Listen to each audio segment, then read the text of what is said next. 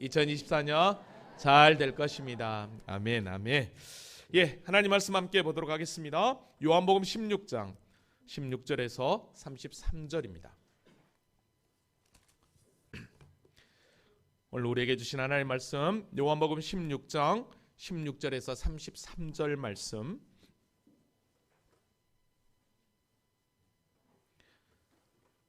우리 한 목소리로 함께 합독하도록 하겠습니다. 시작.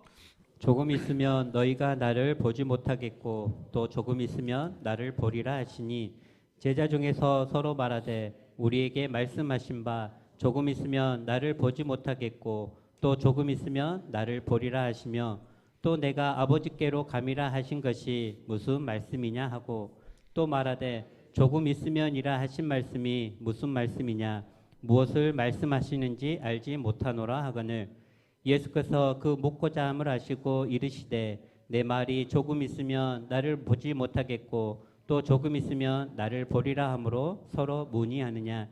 내가 진실로 진실로 너희에게 이르노니 너희는 곡하고 애통하겠으나 세상은 기뻐하리라. 너희는 근심하겠으나 너희 근심이 도리어 기쁨이 되리라. 여자가 해산하게 되면 그때가 이르렀으므로 근심하나 아기를 낳으면 세상에 사람 난 기쁨으로 말미암아 그 고통을 다시 기억하지 아니하느니라.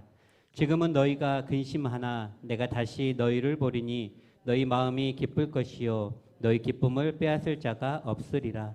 그 날에는 너희가 아무것도 내게 묻지 아니하리라. 내가 진실로 진실로 너희에게 이르노니 너희가 무엇이든지 아버지께 구하는 것을 내 이름으로 주시리라. 지금까지는 너희가 내 이름으로 아무것도 구하지 아니하였느냐. 구하라 그리하면 받으리니 너희 기쁨이 충만하리라. 이것을 비유로 너희에게 알렸거니와 때가 이르면 다시는 비유로 너희에게 이르지 않고 아버지에 대한 것을 밝히 이르리라. 그 날에 너희가 내 이름으로 구할 것이요 내가 너희를 위하여 아버지께 구하겠다 하는 말이 아니니 이는 너희가 나를 사랑하고 또 내가 하나님께로부터 온 줄을 믿었으므로 아버지께서 친히 너희를 사랑하심이라. 내가 아버지에게서 나와 세상에 왔고 다시 세상을 떠나 아버지께로 가노라 하시니 제자들이 말하되 지금은 밝히 말씀하시고 아무 비유로도 하지 아니하시니 우리가 지금에야 주께서 모든 것을 아시고 또 사람의 물음을 기다리시는 줄을 않는 줄을 알나이다. 이로써 하나님께로부터 나오심을 우리가 믿사옵나이다. 예수께서 대답하시되 이제는 너희가 믿느냐. 보라 너희가 다 각각 제 곳으로 흩어지고 나를 혼자 둘 때가 오나니 벌써 왔도다. 그러나 내가 혼자 있는 것이 아니라 아버지께서 나와 함께 계시느니라.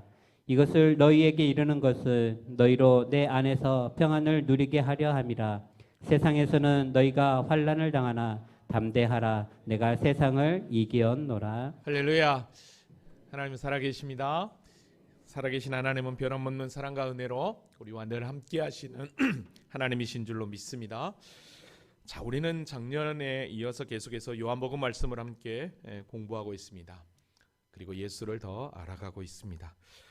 특별히 오늘 본문은 지난주 말씀과 이어서 십자가의 죽음을 하루 앞둔 상황 가운데서 계속되는 예수님의 유언 강론이라고 할 수 있겠습니다. 본문을 전체적으로 한번 종합해 보면 제자들은 여전히 예수님의 십자가와 부활을 계속해서 예수님이 이야기했지만 이해하지 못했습니다. 그 이해하지 못한 제자들의 모습을 보시고 예수님은 해산하는 여인의 그 고통 뒤에 오는 기쁨을 설명하시면서 주님의 부활 죽음과 그 부활을 비교해서 잠시 너희에게는 슬픔이 오겠지만 그러나 그 이후에는 기쁨이 올 거라고 하는, 그래서 십자가와 부활이 주는 참된 의미가 무엇인지를 소개하는 게 오늘 본문의 내용이라고 할 수 있겠습니다. 자, 그러면 지난 시간 말씀을 잠깐 정리하고 오늘 본문으로 한번 들어가 보도록 하겠습니다. 예수님의 십자가를 불과 이제 몇 시간 앞둔 그런 상황입니다. 그 앞에서도 우리 주님께서 유언 강론을 제자들에게 자세하게 하신 이유는 다른 게 아니었습니다. 너희로 실족하지 않게 하려 함이라. 특별히 세상으로부터 너희가 나중에 내 이름 때문에 나 때문에 미움을 받고 공격을 받게 되는데 얼마나 큰 핍박과 환난이 오냐면 출교와 죽음까지도 너희에게 올 거라고 이야기를 했습니다. 그러나 이런 과정 가운데서도 너희가 결코 두려워하지 않을 것은 보혜사 성령님을 너희에게 보내주시겠다라고 하는 언약의 약속이 있었습니다. 사실 엄청난 핍박을 가하는 특별히 세상을 대표하는 유대인들은 이렇게 핍박을 하는 게 마치 자기들이 하나님의 섬기는 일이다라고 오히려 더 정당화했던 것을 보게 됩니다. 왜 그러면 세상에 이렇게 핍박을 하고 유대인들은 출교를 시키고 예수 믿는 자들을 죽이려고 하는 게 하나님을 섬기는 일이라고 했느냐? 그를 사도 바울은 로마서에서 분명히 밝혀 주었습니다. 그들이 하나님께 열심히 있으나 올바른 지식을 따른 것이 아니라 하나님의 의를 모르고 자기 의를 세우려고 했다라고 그랬습니다. 그러니까 세상은 하나같이 다 하나님의 의하고는 상관이 없는 자기 의를 세우는 것 때문에 예수 믿는 우리를 핍박한다라고 그랬습니다. 그래서 결국은 이들이 이렇게 한 거는 우리 주님께서 뭐라고 했냐면 아버지와 나를 알지 못하기 때문에 믿지 못하기 때문에 이런 엄청난 일을 행한다라고 그랬습니다.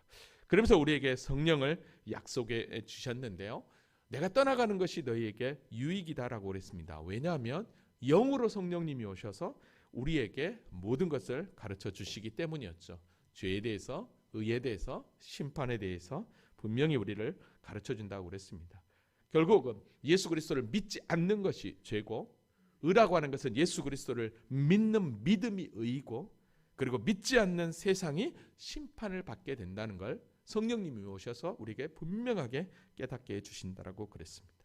그래서 진리의 성령님이 오시면 이런 것들을 깨닫게 하시고 우리를 진리 가운데 인도하시고 특별히 스스로 자기가 얘기하는 게 아니라 오직 예수님이 말씀하신 그 모든 것들을 그대로 이야기해 주신다고 그랬습니다. 자, 그러니까 보혜사 성령님은 영으로 우리 가운데 임하시는 우리 주님으로 예수님께서 제자들을 가르쳐서 복음의 증인으로 나아가게 했던 것처럼 성령님도 동일하게 우리를 당신의 제자로 삼으셔서 예수의 작은 제자로 하나님 나라 확장을 위해 우리를 가르치시고 또 알게 하시고 우리를 이끌어 주시는 분이 바로 성령이라는 걸 우리는 지난 시간에 확인할 수 있었습니다.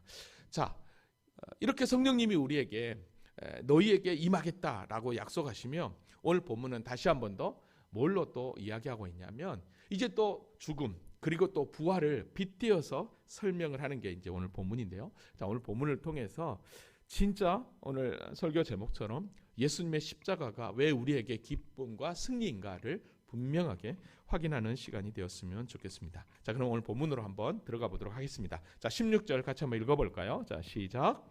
조금 있으면 너희가 나를 보지 못하겠고 또 조금 있으면 나를 보리라 하시니. 아멘.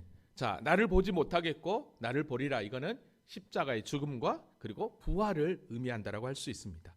자, 조금 있으면 이 말은 당신의 십자가의 죽음이 이제 임박했다라는 말입니다. 지금 상황은 어느 상황이냐면 자, 목요일 저녁입니다.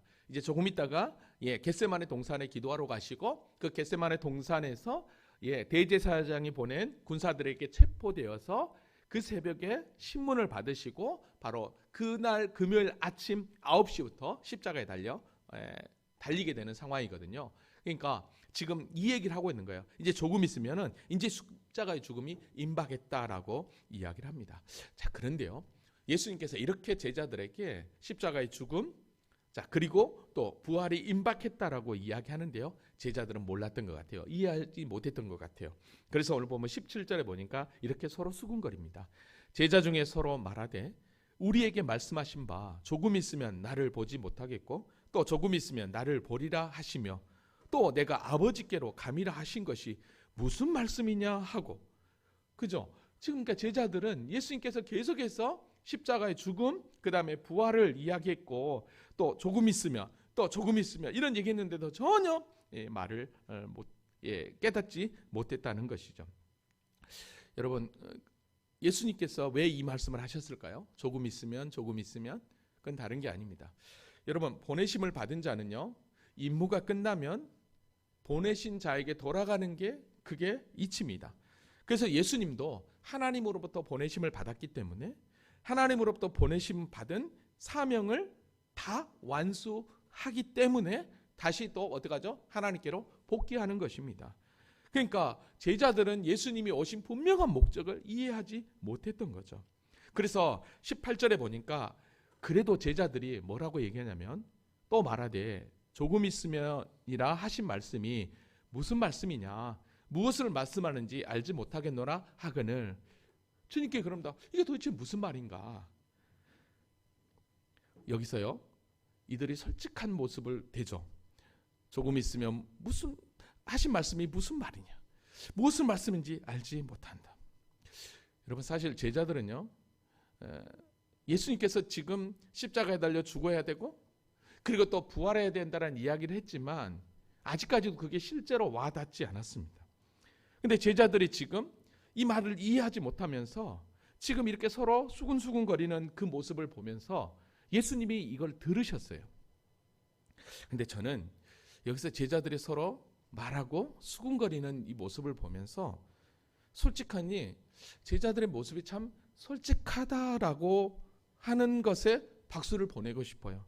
무슨 얘기냐면 이들의 지금 솔직한 심정은 예수님이 자꾸 십자가 죽음, 떠남 이걸 얘기하는데 사실 이들이 이해 못하니까 뭔 소리야 이해 못하겠는데 솔직하니 이거를 드러낼 수 없잖아요. 근데 지금 자기들 스스로가 자신의 연약한 믿음을 드러내고 있다는 거죠. 여러분 저와 여러분이 신앙생활을 하면서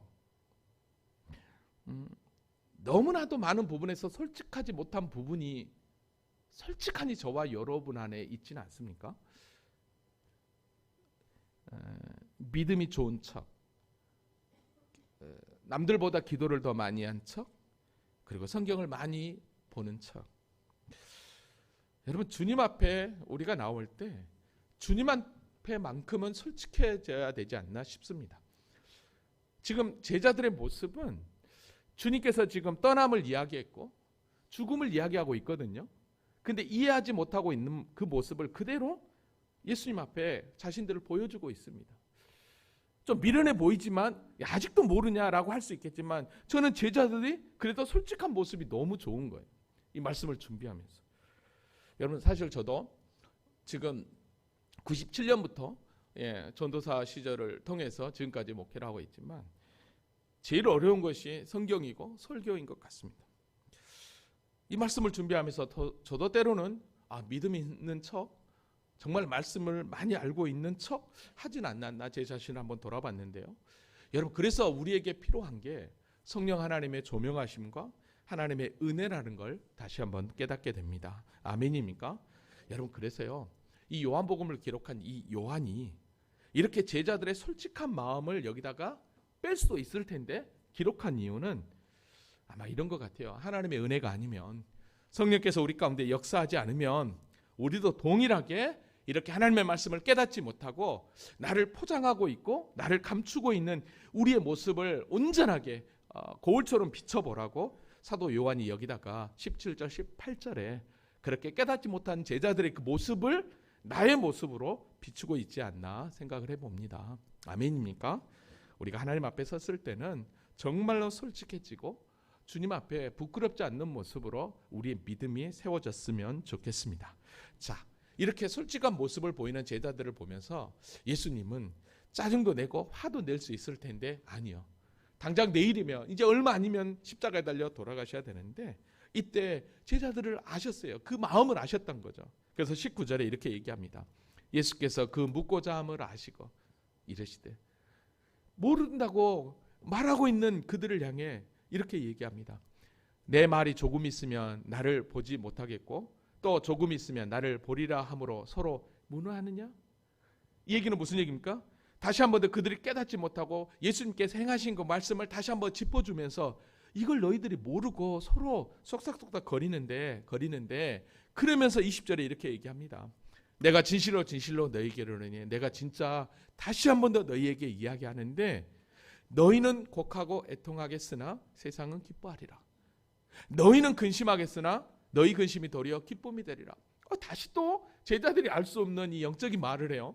너희는 곡하고 애통하겠으나 세상은 기뻐하리라. 이게 도대체 뭔 말인가? 여러분 우리는 이제 알죠. 너희는 곡하고 애통하겠으나 이게 뭘까요? 바로 예수님이 십자가에 달려 죽으면 죽는 그 모습을 통해서 너희들이 애통하고 울면서 그렇게 힘들어하겠지만 이 말이에요. 근데 세상은 기뻐한대요.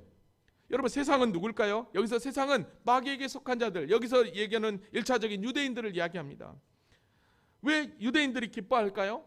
자기들이 죽이고자 한 예수를 죽였기 때문에 기뻐하는 것이죠. 근데 뭐라고 얘기합니까? 너희는 근심하겠으나 너희도 근심할 거다. 예수님이 십자가에 달려. 그런데 너희 근심이 도리어 기쁨이 될 거다라고 얘기합니다. 나중에. 왜요? 이거는 예수님이 죽음으로만 끝나는 게 아니라 죽음에서 다시 부활하셔서 그 부활을 통해서 완전한 대속을 우리에게 이루어 주었기 때문에 그 예수를 믿기만 하면 너희가 구원을 받는 것 때문에 너희 기쁨이 도리어 너희 근심이 도리어 뭐가 되리라? 기쁨이 되리라라고 여기서 이야기했던 것이죠. 그러니까 여러분 제자들은 여전히 깨닫지 못했지만 그래도 예수님은 계속해서 당신의 그 고난을 이야기하고 그 고난 뒤에 찾아올 기쁨을 제자들에게 이야기했던 것을 보게 됩니다.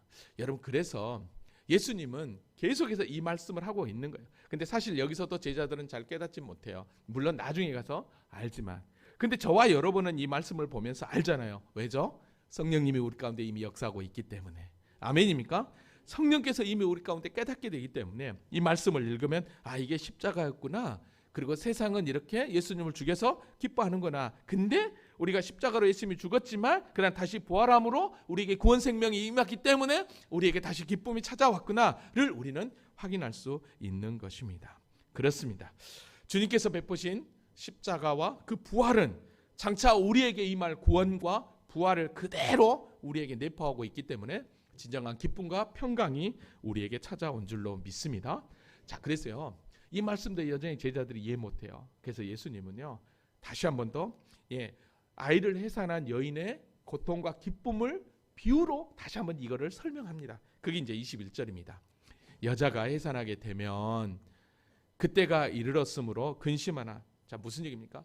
여자가 아이가 잉태하게 되면 얼마나 그게 육체적인 고통이 얼마나 따릅니까? 육체적 고통뿐만 아니라 심리적으로 엄청난 불안과 최고조로 이게 달하게 되죠. 자, 근데 어떡하죠? 아이를 낳으면 세상에 사람 난 기쁨으로 말미암아 그 고통을 다시 기억하지 아니하리라. 그죠? 고통스럽게 막 그냥 상고를 겪다가 아이를 딱 낳는 순간, 그 아이를 아는 순간 내가 언제 아팠냐는 둥. 글쎄 저는 이제 아이를 안 낳았으니까 모르겠지만 그 고통은 잊어버리고 그 아이 때문에 그 생명 때문에 뭐요? 기뻐하고 행복한다라는 거죠. 이거를 여기서 이렇게 이야기하는 거예요. 자, 그러니까 아이가 태어나면 해산으로 인하여 아픔이 사라진 것처럼 예수님의 십자가의 죽음은 우리를 근심하게 하지만 그러나 다시 부활하심으로 그 기쁨을 예수님의 죽음보다 오히려 더 그 기쁨을 가지고 우리의 믿음을 세워주셔서 우리가 더 기뻐하며 더 좋아할 거라고 여기서 제자들에게 이렇게 설명해주고 있는 것을 보게 됩니다. 여러분 그러니까요. 우리 주님께서 이렇게까지 기쁨을 주시기 위해서 이런 기쁨이 너희에게 올 거라는 걸 확신시키면서 그 지난주 말씀에 세상이 너희를 미워하고 아까도 얘기했지만 출교하고 죽일지라도 그러나 너희들이 끝까지 이겨내고 견딜 수 있는 힘은 바로 이 기쁨이야. 이거야. 이 말씀을 했던 것을 우리는 확인할 수 있는 것입니다. 여러분 그래서 야고보 사도가요. 우리에게 시험이 찾아왔느냐? 어려운 문제가 왔느냐? 그 시험을 온전히 기쁘게 감당해라. 왜? 그 고난 가운데 우리에게 무엇입니까? 기쁨이 있을 거니까. 여러분 그래서 야고보서 1장 2절에서 4절에 보면 내 형제들아 너희가 여러 가지 시험을 당하거든 온전히 뭐하라? 기쁘게 여기래요. 이는 너희의 믿음의 시련이 인내를 만들어내는 줄 너희가 알미라. 인내를 온전히 이루라. 이는 너희로 온전하고 구비하여 조금도 부족함이 없게 하려 함이다라고 우리에게 말씀하고 있는 줄로 믿습니다. 자, 계속해서요. 예수님은요. 십자가와 그 부활을 이야기합니다. 여러분 22절로 가볼게요. 지금은 너희가 근심하나. 그죠? 내가 다시 너희를 보리니 너희 마음이 기쁠 것이야. 자, 내가 십자가에 죽으면 너희가 근심하게 될 텐데 내가 다시 너희를 보리니, 이제 다시 또 부활할 거라는 거예요. 그러면 너희 마음이 기쁠 것이다. 근데 있잖아, 그 기쁨을, 너희 기쁨을 빼앗을 자가 없을 거야 라고 분명하게 이야기를 합니다. 여러분, 그러니까요, 예수님의 십자가와 그 부활은 잠시 우리를 근심케 하지만, 그러나 그 부활로 우리에게 영원한 기쁨, 그 기쁨을 아무도 빼앗을 수 없다라는 거예요. 여러분 잘 보십시오. 우리 주님께서 영원한 기쁨을 주셨기 때문에 영원한 부활 생명으로 주님이 부활한 것처럼 우리도 부활한다라고 하는 그 부활 신앙이 우리에게 주어지기 때문에 너희 기쁨을 빼앗을 자가 없다라고 여기서 분명하게 이야기하고 있는 줄로 믿습니다. 아멘이죠. 여러분, 저와 여러분에게 부활의 산 소망이 있으십니까? 여러분, 부활의 산 소망이 있기 때문에 앞서 믿음의 형제들이 주님 앞에 가도 그렇게 슬퍼하지 않고 감사할 수 있는 이유는 바로 그 부활의 산 소망 가운데 우리가 같이 살아가며 주님 재림하실 때 우리가 그날을 만날 날을 소망하기 때문에 믿음 가운데 우리가 견디는 것이죠. 아멘입니까? 아멘. 23절을 보겠습니다. 그날에는 너희가 아무것도 내게 묻지 아니하리라 라고 해요. 그러면 여기서 그날은 언제일까요? 주님 재림하는 날이 아니라 여기서 말하는 그날은 성령님이 임재하는 성령 강림의 날입니다. 자, 그러니까 성령님이 임하는 날은 너희가 아무것도 내게 묻지 아니하리라라고 얘기합니다. 왜 아무것도 묻지 않는다고 얘기할까요? 그건 다른 게 아닙니다. 여러분, 예수님이 육신의 이 땅에 제자들과 함께 있을 때는요, 예수님이 제자들의 필요한 것을 다 채워주었습니다. 다 알아서 해주었습니다. 근데 이제 예수님이 떠나잖아요. 그러면 예수님이 떠나면 어떻게 되겠습니까? 이제는 예수님이 다 해줬는데 누가 뭘 해줘야 되잖아요. 근데 너희가 아무것도 내게 묻지 아니하리라, 이 말은 무슨 얘기냐면 성령님이 이제 우리 안에 오시니까 이제 예수님한테 부탁한 것처럼 성령님을 통해서 어떻게 합니까? 당신의 이름으로 아버지께 구하면 다 받을 거라는 거예요.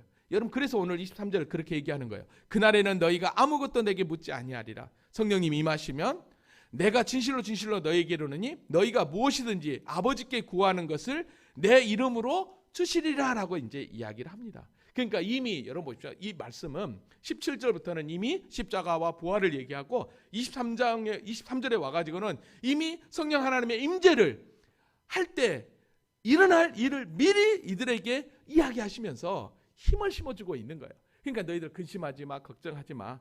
성령님께서 역사하시면 너에게 이런 은혜를 줄 거야 라고 이야기합니다. 자, 근데 여러분 봐보십시오. 너희가 무엇이든지 아버지께 구하는 것을 내 이름으로 주시리라. 그러니까 성령이 너희 가운데 있으니까 언제든지 내 이름으로 구하면 다 주시겠다라고 하는 것입니다.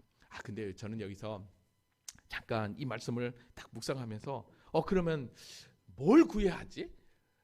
뭘 구할 때 성령님이 우리에게 은혜를 주실까라고 딱 생각해 보니까 딱 떠오르는 게 저에게 딱 적용했을 때 보면 이 말씀을 잘 풀고 또 설교를 잘할 수 있고 또 탁월한 그런 리더십을 하러갈 수 있는 지혜, 그게 딱 생각이 나는 거예요. 그래서 야고보서 1장 5절에 보니까 너희 중에 누구든지 지혜가 부족하거든 모든 사람에게 호의 주시고 꾸짖지 아니하시는 하나님께 구하라 그리하면 주시리라. 할렐루야. 지혜를 구하시기 바랍니다. 지혜를 주실 줄로 믿습니다. 지혜만 필요한 게 아니더라고요. 빌립보서 4장 10장절에 보니까 내게 능력 주시는 자 안에서는 내가 모든 것을 할 수 있느니라. 능력도 구하시기 바랍니다. 그러면 능력만 구하는 게 아니었어요. 먹고 사는 일용한 양식도 구하라고 우리 주님께서 말씀하신 줄로 믿습니다. 자, 그런데요, 이런 것도 좋지만 가장 우리가 제일 먼저 구해야 될 게 뭐냐? 그건 다른 게 아닙니다. 마태복음 6장 33절 다 같이 읽어볼까요? 시작. 그런즉 너희는 먼저 그의 나라와 그의 의를 구하라. 그리하면 이 모든 것을 너희에게 더하시리라. 아멘. 그의 나라와 그의 의를 구하면 지혜도 주시고 능력도 주시고 일용한 양식도 주시는 줄로 믿습니다. 아멘. 예수 이름으로 구하라는 거예요. 여러분, 그래서 구하는 자에게, 그러니까 성도의 기도는 보니까요, 이게 능력이고 성도의 기도는 응답이다라고 결론을 내릴 수 있을 것 같습니다. 아멘입니까? 그래서 여러분들의 예수 이름으로 기도할 때 이런 놀라운 은혜가 임하게 될 줄로 믿습니다. 그래서 24절에 이렇게 얘기합니다. 지금까지는 너희가 내 이름으로 아무것도 구하지 아니하였으나 구하라. 그죠? 지금까지는 예수님과 늘 동고동락했으니까 안 구했다는 거예요. 왜? 예수님이 알아서 다 해줬으니까. 근데 이제 내가 떠나니까, 내가 떠나고 성령님이 오니까 이제는 너희 스스로가 그 일을 감당해야 되니까 구하라. 그래야면 받으리니 그랬어요. 그러면 받으리니 분명 그러면서 너희에게 뭐라고 얘기합니까? 기쁨이 충만하리라 라고 그랬습니다. 근데 여러분 보십시오. 우리 주님께서요 다 주는 것만 아니죠. 다 주는 것만 아닙니다. 여러분 왜 우리에게 다 안 줄까요? 여러분, 여러분의 자녀가 여러분에게 뭐든지 다 구하면 다 줍니까? 아니에요. 자녀가 필요하지 않는 것, 자녀에게는 전혀 불필요한 것들은 아무리 자녀가 구한다고 해도 부모들 입장에서 자녀에게 이걸 줄 수 없는 거죠. 하나님도 마찬가지입니다. 그러니까 때로는 우리가 필요한 것을 주시지만 그러나 우리가 필요하지 않는 것을 하나님은요 우리가 구해도 하나님 주시지 않는다는 걸 여러분 아시기 바랍니다. 그래서 뭐라고 얘기하냐면 구하라 그리하면 받으리니, 여기서 다 줄 거라라는 표현보다는 받으리니 해놓고서 너희 기쁨이 충만하리라. 그러니까 성도의 기도는요 응답도 감사가 되는 것이고 응답하지 않음도 감사가 되는 줄로 믿습니다. 왜냐하면 필요하면 하나님께서 분명히 주실 거니까요. 할렐루야. 믿습니까? 아멘 아멘 아멘. 자, 그러면 여기서 우리가 한 가지 또 생각할 수 있죠. 내 이름으로 아무것도 구하지 아니하였으나 구하라. 그 얘기는 뭐냐면 내 이름으로 구하라고 하잖아요. 그러면 예수 이름으로 구하라고 하는 얘기거든요. 여러분 그러면 예수 이름으로 구한다는 의미가 어떤 의미일까라고 할 때 여러분 이름이라고 하는 것을 잘 생각해 보시기 바랍니다. 여러분 이름이라고 하는 것은 거기에 대한 본질을 의미하거든요. 이 컵이라고 했을 때 이 컵이 무엇인지 우리는 의미를 알고 있습니다. 자, 그러면 사람의 이름은 그 사람의 인격과 본질과 특성을 나타냅니다. 그러니까 예수라고 하는 그 이름에는 그분의 인격과 특성이 있는 거예요. 그러면 예수의 이름으로 기도한다라고 하는 것은 뭐냐면 우리의 기도와 동기가 예수님의 뜻과 예수님의 생각과 맞아야 된다라는 거예요. 그러니까 전적으로 예수님의 생각과 예수님의 뜻에 맞는 예수를 믿는 믿음의 기도가 곧 예수 이름으로 기도한다는 것입니다. 아멘입니까? 그럴 때 우리 주님은 응답하신 줄로 믿습니다. 그래서 25절에 이렇게 얘기합니다. 이것을 비유로 너희에게 일렀거니와 앞에 이야기를 한 거예요. 때가 이르면 다시는 비유로 너희에게 이르지 않고 아버지에 대한 것을 밝히 이르라. 자, 때가 이르면 다시는 비유로 너희에게 이르지 않고. 왜 비유로 안 할까요? 때가 이르면 뭐요? 성령님이 임하시면 성령께서 다 깨닫게 하시고 알게 하시고 가르쳐 준다고 했잖아요. 여러분 그러니까 요한복음 14장에서 15장 16장에서 성령님에 대해서 완벽하게 설명을 하고 있거든요. 그 성령님은 무엇입니까? 예수님이 하신 말씀, 예수님이 하신 모든 것들을 생각나게 하고 깨닫게 하시고 그 다음에 또 그거를 가르쳐 주신다라고 분명히 그랬습니다. 즉 그러니까 때가 이르면 예수님께서 방금 비유를 들어서 설명했지만 비유가 필요 없다라는 거예요. 왜? 성령께서 다 가르쳐 주시겠다라는 거죠. 그래서 비유로 너희에게 이르지 않고 아버지에 대한 것을 밝히 이르리라. 즉 하나님께서 보여주시는 계시하시는 그 모든 것들을 성령님을 통해서 다 가르쳐 주시겠다라고 이야기하고 있는 것입니다. 여러분 그래서 26절에 그렇게 또 이야기하죠. 그날에 성령님이 임할 때요 너희가 내 이름으로 구할 것이요 내가 너희를 위하여 아버지께 구하겠다 하는 말이 아니니 내 이름으로 구하래요. 자, 근데 여러분 보십시오. 내가 너희를 위하여 아버지께 구하겠다 하는 말이 아니다. 그러면은 예수님은 우리하고 전혀 상관없나 이제? 아니에요. 여러분 예수님은요 직접 우리와 함께 하고 있지 않지만 성령님이 우리 가운데 계시니까 예수 이름으로 구하라는 것이고, 이제는 내가 너희를 위하여 아버지께 구하겠다 하는 말이 아니라는 것은 예수님이 제자들과 함께 있지 않고 어디에 계십니까? 부활하고 승천하신 이후에는 하나님 보좌에 계시잖아요. 그리고 성령님이 오셨잖아요. 그러니까 함께 있지 않기 때문에 내가 너희를 위하여 아버지께 구하겠다는 말이 아니라는 이 표현을 한 거예요. 자, 그런데 그러면은 우리를 위해서 아무것도 안 하느냐? 아니었어요. 로마서 8장 34절에 보니까 누가 정죄하리요? 죽으실 뿐 아니라 다시 살아나신 이는 그리스도 예수시니 그는 하나님 우편에 계신 자요 우리를 위하여 간구하시는 자신이라. 여전히 하나님 보좌 우편에서 우리를 위해서 계속해서 기도하고 있다라는 거예요. 할렐루야. 여러분 어떻게 이런 놀라운 축복이 우리에게 임했을까요? 어떻게 이런 은혜가 우리에게 임했냐 이 말이에요. 그게 오늘 본문의 가장 핵심되는 구절이 바로 27절입니다. 27절 다 같이 한번 읽어볼까요? 자, 시작. 이는 너희가 나를 사랑하고 또 내가 하나님께로부터 온 줄을 믿었으므로 아버지께서 친히 너희를 사랑하심이라. 아멘, 아멘, 아멘. 여러분 잘 보세요. 이는 너희가 나를 사랑하고, 자, 예수님을 사랑하고, 그 다음에 또 내가 하나님께로 온 줄 믿었으므로, 즉 내가 하나님으로부터 온 그리스도라는 것, 구원자라는 것을 믿었기 때문에 어떻게 합니까? 아버지께서 친히 너희를 사랑하신다. 그러니까 여러분 잘 보십시오. 하나님의 사랑을 받는 자는 예수를 사랑하고 예수가 하나님께로부터 온 줄을 믿는 자가 사랑을 받는 거예요. 그러니까 그 사랑을 받는 자에게 동일하게 어떻게 합니까? 성령님이 임하게 되는 것이죠. 그러니까 여러분 보십시오. 그러면 누가 하나님의 사랑을 받는 자나, 누가 성령의 은혜 가운데 거하는 자냐? 그건 다른 게 아니에요. 예수를 사랑하고 예수가 하나님께로 온 우리를 구원할 그리스도, 즉 메시아 구원자라고 믿는 자가 바로 하나님의 사랑을 받는 자다라고 여기서 분명하게 이야기를 합니다. 여러분 그랬어요. 올해표 내가 나를 사랑하느냐라고 할 때 그 질문의 물음은 바로 이거예요. 네가 정말 예수를 사랑하느냐?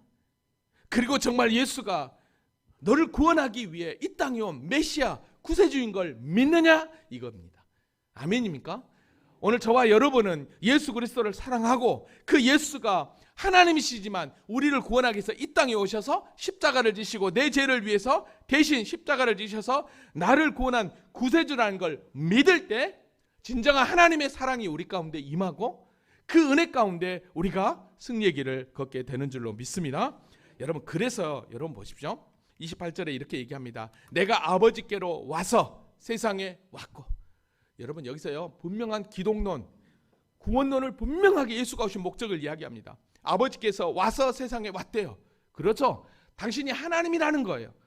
당신이 하나님이라는 것을 여기서 이야기합니다. 여러분 당신이 하나님이라고 하는 것을 이야기하는데요, 이게 아버지께서 와서 세상에 왔고 이 표현이에요. 근데 여러분 우리가 예수님과의 제자들과의 대화 가운데 빌립이 아버지를 보여달라고 했었잖아요. 그때 예수님께서 이런 말씀을 하셨어요. 나를 본 자는 아버지를 보았다라고 분명히 이야기해요. 뿐만 아니라 요한복음 10장 30절에는 나와 아버지는 하나라고 그럽니다. 당신이 하나님인 걸 분명히 증거했습니다. 여러분 더 나아가서는요, 우리 주님께서요 요한복음 17장에서는 이런 표현까지 있습니다. 아버지여 창세전에 내가 아버지와 함께 가졌던 영화로서. 그러니까 이미 창세전부터 예수님은 하나님으로서 하나님과 늘 함께 있었던 것입니다. 있었던 거예요. 그 하나님이셨어요. 근데 그 하나님이신 그분이 우리를 위해서 이 땅에 오셨다? 여러분 그래서 사도 요한은요 빌립보서 2장 6절에 그는 근본 하나님의 본체라고 그랬습니다. 하나님이시라고 그랬습니다. 하나님. 그래서 예수님이 친히 다시 한 번 더 내가 너희를 구원하기 위한 그리스도 메시아로 오신 하나님이야라는 것을 오늘 보면 28절에 내가 아버지에게서 나와 세상에 왔다라고. 여러분 이거는 엄청난 사건입니다. 우리를 구원하기 위해서 하나님이신 당신이 친히 이 땅에 성육신 하셨다? 여러분 우리를 구원하기 위해서 모든 것을 다 내려놓고 우리를 구원하기 위해서 하늘에서 하나님 당신이 이 땅에 오셨다? 이건 놀라운 것입니다. 아멘입니까? 그 다음에 다시 세상을 떠나 아버지께로 간다는 것은 무엇입니까? 아까도 얘기했지만 당신이 이 땅에 오신 분명한 목적을 이루셨기 때문에 다시 어디요? 승계하신다는 거예요. 여러분 예수님도 하나님의 그 명령을 쫓아서 우리를 구원하기 위해서 친히 구원을 완성하시고 다시 승계하신 거예요. 그러면 십자가로 완성하시고 이제 뭐예요? 간다라고 여기서 분명하게 이야기하고 있는 것을 보게 됩니다. 여러분 그러니까요 제자들이요 이렇게 딱 설명을 하니까 그때서야 뭐라고 얘기하냐면 29절 보세요. 제자들이 말하되 지금은 밝히 말씀하시고 아무 비유로 하지 아니하시니 우리가 지금에야 주께서 모든 것을 아시고, 주께서 모든 것을 안다는 것은 하나님이시고 그 얘기예요. 주께서 하나님이시고 또 사람의 물음을 기다리지 않는 줄 아나이다. 질문하지 않아도 다 가르쳐 주시는 하나님 걸 아나이다. 그러면서 하는 얘기가 이로써 하나님께로부터 나오심을 우리가 믿사옵나이다. 인제서 여기서 이제 제자들이 딱 이야기를 하고 있는 것을 보게 됩니다. 표준 세 번역으로 한번 봐볼게요. 이제 우리는 더 묻지 않아도 주님께서 모든 것을 다 아시는 분이라는 것을 알겠습니다. 하나님이라는 것을 알겠다는 거죠.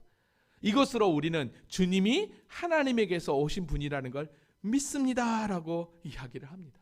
여러분 이제야 제자들이 이제야 예수님이 하나님이라는 것을 서서히 눈을 뜨게 됩니다. 완벽하게는 아직까지는 알지 못해요. 여러분, 제자들이 이 고백이 나오기까지 3년이라는 세월이 걸렸습니다. 여러분, 우리의 믿음도 마찬가지입니다. 처음부터 교회 나와서 믿음이 생기는 게 아니죠. 열심히 예배 생활, 말씀 생활을 하면서 서서히 우리 믿음이 자라면서 주님이 나의 구주, 나의 하나님이라고 고백되어 있는 것이죠. 여러분의 믿음은 어떻습니까? 처음 저와 만났을 때의 믿음하고 지금의 여러분의 믿음하고 어떤가요? 달라지지 않았습니까? 사실 저도 달라진 것 같아요. 왜냐하면 제 자신도 말씀을 준비하는 데 있어서 처음 말씀 때보다 또 그 전에 교회에서 증거했던 말씀 때보다 훨씬 더 깊이가 있어지고 더 커지는 것 같아요. 이걸 보면 여러분의 믿음도 동일하게 함께 커가고 있기 때문에 하나님이 저에게 그런 은혜를 주셔서 말씀의 깊이와 넓이를 허락하셔서 여러분들에게 귀한 말씀을 선포하도록 한다라고 저는 생각을 합니다. 아멘입니까? 여러분, 예수님께서요, 제자들이 믿는다고 하니까 조금은 안심하는 듯한 목소리로 이렇게 얘기합니다. 예수께서 대답하시되 이제는 너희가 믿느냐? 이제 알겠니? 이제 알겠어? 라고 이야기합니다. 사실 이제 당장 떠나야 되는 상황 가운데서 인제서야 제자들이 안다라고 하니까 조금은 안심이 되겠죠. 근데요, 이게 오래가지 않았습니다. 우리 주님이 제자들에게 이렇게 이야기합니다. 32절 보라, 너희가 다 각각 제 곳으로 흩어지고 나를 혼자 둘 때가 오나니 벌써 왔다라고. 다 이제 흩어질 거라는 거예요. 근데요, 이 말씀대로 정말 이제 여기서 겟세마네 동산으로 가거든요. 겟세마네 동산에서 기도할 때 대제사장의 군병들이 딱 예수를 잡아갈 때 어떻게 합니까? 다 흩어져 버립니다. 다 흩어져 버립니다. 이 말씀대로 그대로 이루어집니다. 근데 예수님께서 뭐라고 얘기합니까? 그러나 내가 혼자 있는 것이 아니라 아버지께서 나와 함께 계시다. 그래서 나는 외롭지 않아 라고 여기서 이야기하고 있는 것을 보게 됩니다. 그러면서요, 흩어져 버릴 그 제자들을 향해 마지막으로 이렇게 메시지를 선포합니다. 이것을 너희에게 이르는 것은, 즉 지금까지 내가 이 얘기 계속해서 유언 강론을 통해서 쭉 하고 있는 말은 왜 그랬느냐? 너희로 내 안에 평안을 누리게 하려 합니다. 너희에게 진정한 평안을 주기 위함이다. 그러면서 세상에서는 너희가 환난을 당하지만 뭐해라? 담대해라. 내가 세상을 이기었노라. 할렐루야. 내가 지금 십자가로 너희에게 준 그 승리가 너희에게 임할 거니까 너희는 절대로 환난을 당할지라도 흔들리지 마라. 믿음 잃지 마라. 담대해라. 할렐루야. 우리가 지금 새벽에 사도행전을 보고 있는데요. 사도 바울이 1차 전도 여행, 오늘 사도행전 14장을 보았는데요. 이고니에서 출발해서 루스드라까지 가는 데 있어서 루스드라에선 돌에 맞아 죽는 줄 알았어요. 성 밖에 내던져버렸어요. 그럼에도 불구하고 어떻게 합니까? 복음의 그 열정을 놓치지 않습니다. 그리고 더베로 갔다가 다시 더베에서 루스드라, 이고는 거꾸로 다시 갑니다. 조직교회를 세우기 위해서, 교회를 더 굳건하게 세우기 위해서. 왜요? 왜일까요? 주님께서 주신 은혜, 내 안에 주신 그 평안 때문에 그렇게 바울 일행은 복음의 열심을 전진하고 있었던 것입니다. 사랑하는 성도 여러분, 우리 주님께서 계속해서 마태복음 요한복음 15장부터 포도나무에 붙어 있어라. 그러면 너희가 열매를 맺을 것이다. 그리고 세상이 너희를 공격해도 결코 두려워하지 마라. 그렇게 한 이유는 다른 게 아니었습니다. 우리 주님께서 친히 승리하셨기 때문에. 할렐루야. 세상에서 너희가 환난을 당하나 담대하라. 내가 세상을 이겼노라. 그렇습니다. 우리 주님의 승리가 우리에게 그대로 믿음 안에서 전가되었기 때문에 우리에게 주시는 주님의 승리가 곧 나의 승리가 되는 줄로 믿습니다. 사랑하는 성도 여러분, 오늘 저와 여러분의 인생 가운데 특별히 믿음의 길을 걸어가는 데 있어서 많은 어려움들을 만날 것입니다. 이제 말씀을 정리하는데요.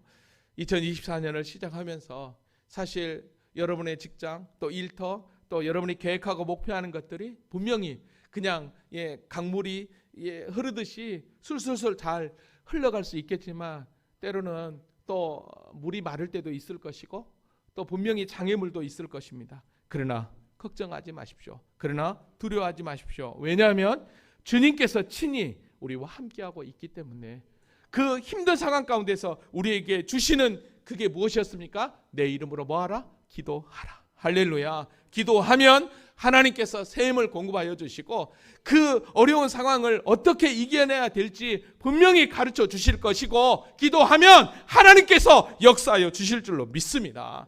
그러기에 주님의 십자가의 승리는 우리에게 기쁨을 주는 것이고, 그 기쁨은 곧 우리의 완전한 승리라는 사실을 기억하고, 이 한 주도, 아니 2024년 한 해도 믿음 가운데 승리하는 우리 모두가 될 수 있기를 주님의 이름으로 기도합니다. 아멘. 우리